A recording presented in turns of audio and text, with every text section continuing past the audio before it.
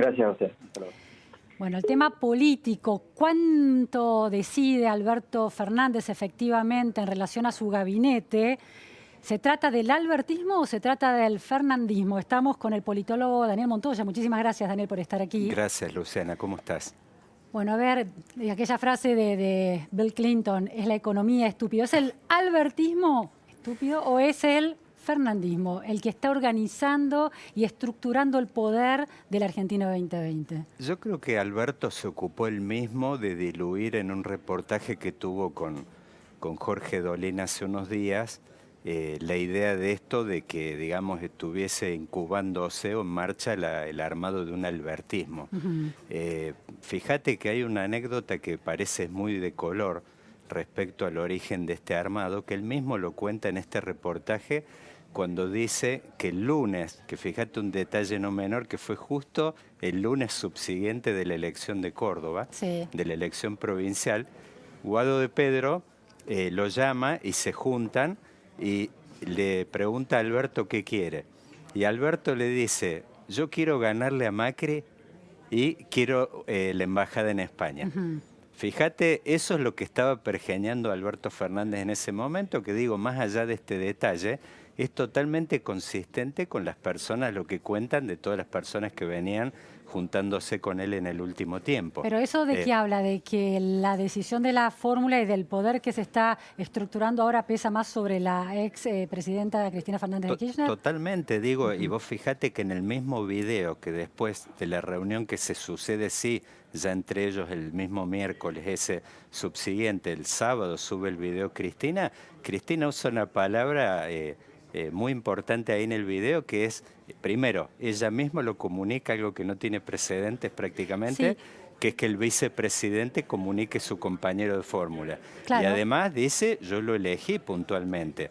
O sea que ahí deja totalmente en claro que los mecanismos de llegada al poder que tuvieron los anteriores liderazgos peronistas, ya sea en el caso de Menem. Claro, ahora ha corrido mucha agua bajo el puente desde esa consagración tan particular de la fórmula Alberto Fernández, Cristina Fernández de Kirchner ahora, y después de las elecciones de octubre y después de las PASO sobre todo, el caudal de votos con el que se quedó el Frente de Todos sorprendió y empoderó a Alberto Fernández. Sin embargo, en los últimos días vimos ayer un tuit en el que Alberto Fernández cree estar aparentemente hablando por mensaje directo, donde dice en relación a Caselio, el senador cordobés, que no sería ministro de Transporte, sino que Cristina está viendo a ver si lo quiere en el Senado. Le confiere nuevamente un poder de decisión importante a Cristina Fernández de Kirchner. Entonces la pregunta es, ¿ese fernandismo del que vos hablás es una fórmula bicéfala de los dos Fernández o es el peso específico muy grande de Cristina Fernández? Mira, yo creo puntualmente, vos fíjate que hoy tenemos una fecha muy particular que se cumplen 40 años del aniversario del Tratado del Beagle, que evitó que llegáramos a una guerra con nuestros hermanos chilenos, una locura. Vos fíjate el rol de una persona que aparece ahí en esa oportunidad, que fue el cardenal Zamoré. Bueno, de alguna forma, yo creo que Alberto Fernández en esta oportunidad fue de alguna manera una prenda de unidad entre dos sectores del peronismo que sí tenían una existencia visible, nítida, y donde uno ve y hace la lectura de los resultados electorales, digamos, de los 2 millones de votos que obtiene de diferencia al Frente de Todos, hay 1,5 millones de votos de diferencia que están en el Gran Buenos Aires. 1 millón de ese 1,5 millones están en la tercera sección electoral, que es el lugar donde Cristina tiene tanto arraigo, La Matanza especialmente, y después 500.000 votos de diferencia en la primera sección electoral, que son los lugares donde Sergio Massa hizo un aporte prácticamente decisivo. Por eso, ahora, ese aporte decisivo de Sergio Massa está siendo cuestionado porque Gorgal, este ministro de Seguridad que se suponía que iba a ser, y Gorgal es una figura muy cercana a Sergio Massa, está quedando desdibujado como candidato a ministro. Es que se está dando por eso te decía yo el papel del cardenal Zamoré, que digo, ojo, no es un papel que fue menor en la historia. Yo creo que Alberto Fernández en esto tiene un papel que es muy delicado, que es el de hacer confluir dos sectores que se distanciaron visiblemente. Es más, Massa, en la elección de 2013, cuando Massa se abre, prácticamente compromete las chances electorales del Frente Sí. para la Victoria en la elección de 2015. Pero ese ejercicio de como Cardenal Zamoré lo está haciendo a costa de ceder aquellos acuerdos que tenía con los gobernadores o con Massa y dejarle ganar posiciones a la vicepresidenta. Es que prácticamente, yo creo que la anécdota esta que yo rescaté con Jorge Dolina, prácticamente habla de que el espacio de Alberto Fernández prácticamente era el de un conjunto vacío en aquel momento. O sea, era un papel donde alguien lo están llamando para que haga confluir a dos sectores que naturalmente no podían tener ningún tipo de confluencia. Cualquier otro candidato que hubiese designado Cristina hubiese comprometido seriamente la posibilidad de que confluyera con Sergio Massa, que de alguna manera Sergio Massa, ¿qué representa? Porque esto es importante más allá de lo que se habla de él individualmente. Sergio Massa es como una cabecera de playa que tiene el peronismo para dialogar, para interpelar a los sectores medios. A sectores medios, los cuales el kirchnerismo, prácticamente uno iba, por ejemplo, en la elección de Córdoba este año, no había un cartel que la tuviera Cristina en todo Córdoba, salvo en Villa María. La imposibilidad de Cristina puntualmente y del kirchnerismo de aterrizar en muchos lugares del interior, uno está viendo de que ese era el papel que de alguna manera eso lo suplía, lo cubría Sergio Massa. Daniel, esto quiere decir que las lecturas que se estuvieron haciendo previo a las elecciones, de las semanas posteriores a las elecciones, de que Cristina Fernández de Kirchner había hecho un gesto histórico de renunciamiento político para dejar un armado distinto, está quedando desmentido por la realidad y la presencia fuerte de la vicepresidenta en el armado del gabinete. Sí, yo creo que cuando uno hace estas interpretaciones siempre está navegando entre exageraciones. Digo, así como en su momento se presentaba esto como un gesto de que Cristina se iba a ir a la casa a tejer o a cuidar de su hija. Y también otros que hablaban en su momento de un albertismo, de cosas de ese tipo.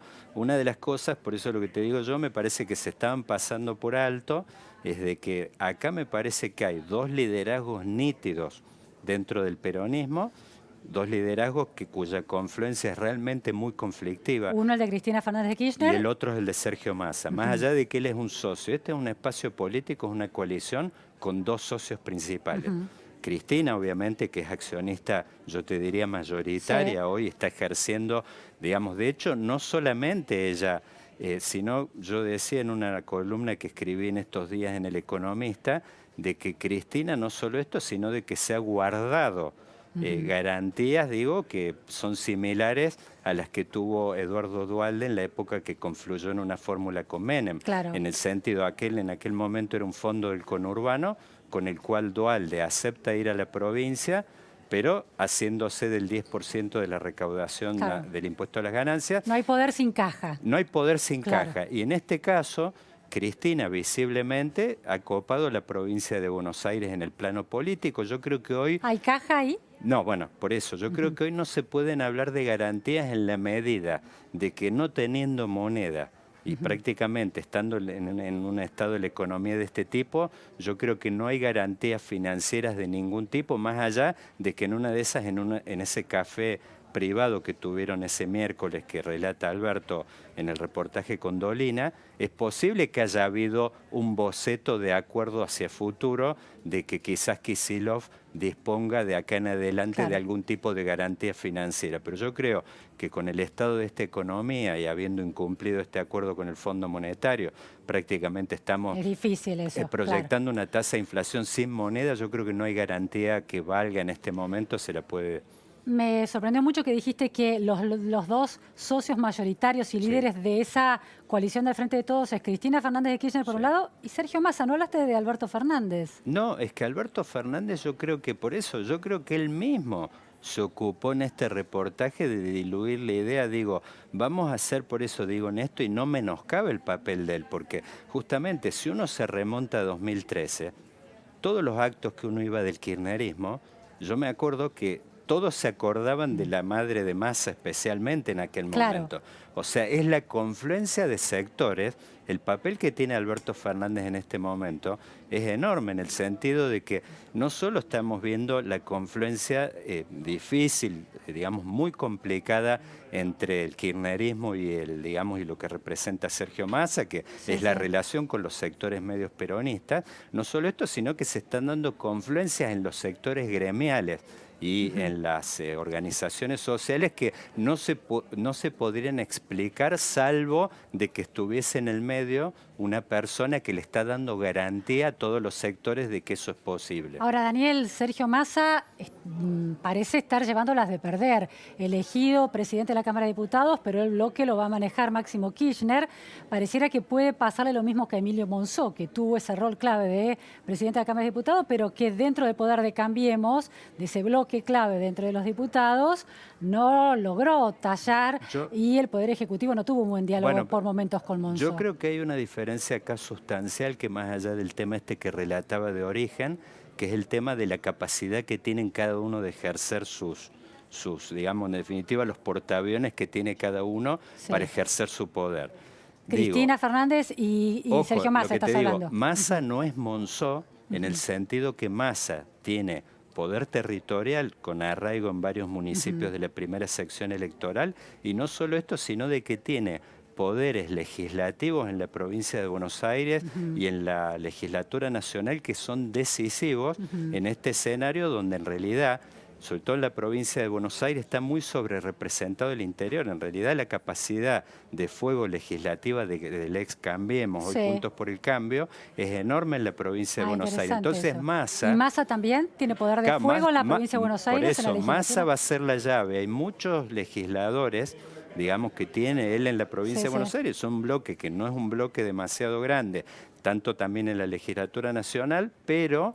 Y no solo esto, sino de que estamos viendo, por ejemplo, el que salió hoy electo gobernador de Salta, es una figura que ha sido candidato a vicepresidente de Massa. Claro. Hay un tema que Massa tiene una capacidad de fuego importante en el sentido, y lo vimos en la campaña, él tenía la capacidad de ir a un montón de distritos que Cristina no podía ir. Ahora, Daniel, me parece muy interesante eso, ir a ver, basar el análisis en la provincia de Buenos Aires, como el análisis con el que se insiste es que la provincia de Buenos Aires, a partir del triunfo de Axel Kicillof y el caudal de votos que le aporta el conurbano con la figura de Cristina Fernández de Kirchner, ahí ejerciendo su poder y su carisma, en realidad está relativizada por el peso en la legislatura de Cambiemos, que se podría asociar con el masismo para condicionar esa gestión de gobierno de Axel Kicillof y, de alguna manera, por tiro de elevación, condicionarla a Cristina Fernández de Kirchner. Totalmente. Hay uno de los temas que por ahí se desconoce mucho a nivel de la política nacional, que es el peso que tiene el interior de la provincia de Buenos Aires a través de la Cámara de Senadores. Claro.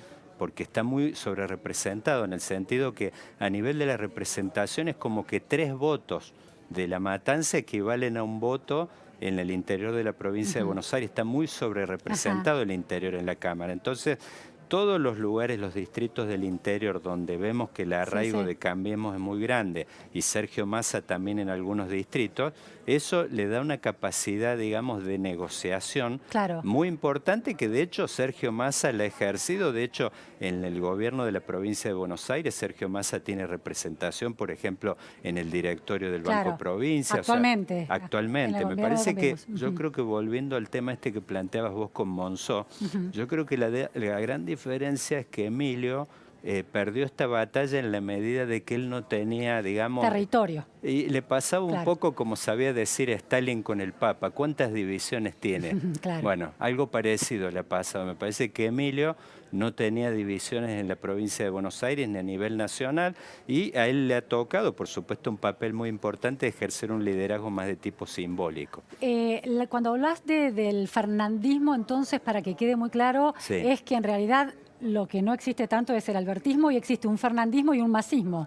Claro, totalmente. Yo no veo la posibilidad inclusive no solo cuestiones de origen. Uno si ve, por ejemplo, Néstor Kirchner llegó al poder con el 23% de los votos, pero había en aquel momento condiciones para ejercer el poder que le permitía, digamos, a yo diría estos líderes tipo macho alfa que ha Claro. tenido el peronismo, tanto Carlos Menem como Néstor Kirchner, le ha permitido hacerse, digamos, de las riendas del poder. En este caso, dado las condiciones económicas y la propia debilidad de origen de Alberto, hay una muy importante, una debilidad de origen de Alberto en el peronismo, que yo creo que en parte, si uno ve el lado B, es la fortaleza que tiene él, que le da garantías a todos, que Alberto no tiene poder territorial. No tiene ni siquiera, por ejemplo, uno ve acá en la zona norte, Sergio Massa tiene, por ejemplo, el municipio de Tigre. Es un municipio que es un contrapeso casi perfecto a lo que es un distrito como San Isidro, en cantidad de votos, que es un distrito duro de Cambiemos. Así que Sergio Massa pesando mucho más de lo que los análisis más instalados sostienen, que está perdiendo espacio por la figura de Gorgal, que ha quedado, bueno, soslayada y otros hechos que se están dando. Mira, esta es una confluencia muy difícil y una de las primeras cosas que creo que va a ser un test esta semana cuando se anuncie el gabinete, a ver cuál es la muñeca de Alberto para manejar. Por eso lo que te decía yo, volviendo a esta figura del cardenal Zamoré, que me parece tuvo un papel muy importante en evitar de que se diera una guerra, digamos, por temas fronterizos. Yo creo que Alberto va a tener un papel muy importante y se va a ver ahora que es la capacidad que tenga él de integrar un montón de piezas. El gran operador, ¿no? El negociador. El gran operador. El talento que se le reconoce. Totalmente, ¿no? Pero yo creo que el día de mañana me parece que eventualmente, si él le va bien, su gran legado, me parece que no va a estar alrededor del hecho de haber ejercido un poder, digamos, un liderazgo nítido, el estilo de decir un nestorismo. Saber cuándo ceder sería su legado. Totalmente, saber cuándo ceder, y de hecho él ya lo hizo. Me parece que el evento político del año lo vimos en vivo por televisión, cuando Alberto le dice a Sergio, nos juntemos a tomar un café y terminemos con esto.